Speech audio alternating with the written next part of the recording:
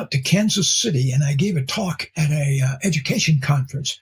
And afterwards, this guy came up after I was standing backstage, and a guy came up and he said, "Hey, I wanted to tell you how much I enjoyed your talk." And I said, "Oh, great." I began to swell, and he said, "Yeah, it wasn't just what you said. It was how you said it." And I said, "Well, what do you mean by that, sir?" I was hoping to swell a little bit more by finding out exactly how I'd touched him. And he said, "Your voice shakes just as bad as mine does when I try to speak in public." I hadn't realized my voice was shaking.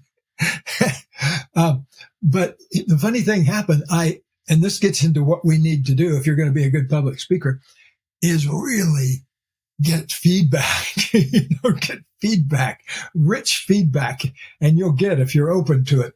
And so here's the interesting thing. I was supposed to get on a plane that night and fly to Berkeley to do a presentation at another education conference that weekend.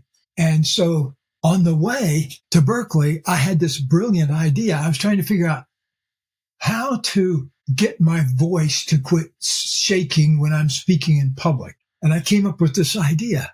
Oh, make it part of the presentation.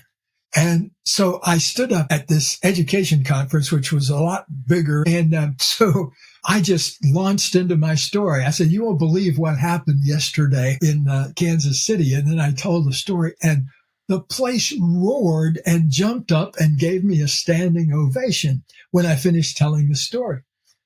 Wow, that was good feedback, because it taught me that, if there's anything I fear or anything that I'm embarrassed about, just make a thing out of it. Talk about it openly. I forget who made up this idea, but if you have some limitation, paint it red so everybody can see it and you can comment on it and use that as part of your story.